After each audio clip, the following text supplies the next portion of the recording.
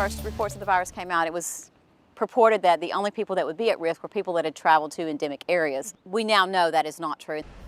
That was 4 years ago to the day at Jefferson Regional Medical Center, the first day a case of COVID-19 was diagnosed in Arkansas. And what would come after that, no one could have imagined. Thank you for joining us tonight. I'm Rolly Hoyt. And I'm Faith Woodard. Now on the anniversary of the COVID in Arkansas, the city of Little Rock is deciding on how to use the last bit of funding from the pandemic. All new tonight at 10, THV 11's Ashley Godwin explains where that money could be going. Ashley?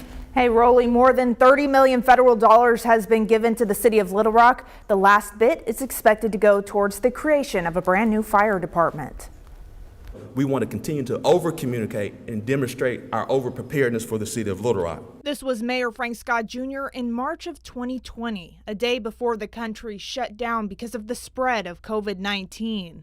Millions of dollars from the American Rescue Plan Act was given across the country, including to Little Rock, to make sure the economy could stay afloat during that time. We've been able to see our economy do a complete turnaround as a result of these funds that have been infused into our respective cities. Little Rock received $37.7 million total, going towards things like violence reduction tactics with local organizations and the Real-Time Crime Center, a micro-home village for those who are unsheltered in the city, and infrastructure needs like sidewalk, street, and drainage improvements. As well as parks. We're going to have a senior center as a result. But the last bit of funding will be decided in the upcoming weeks. The city directors will vote on whether or not to allocate the last $2 million to the creation of the West Little Rock Fire Station. It will be located near Robinson Schools on Highway 10. With our city growing further west, we need to make sure we have a station there so they can get to those emergencies as quickly as possible.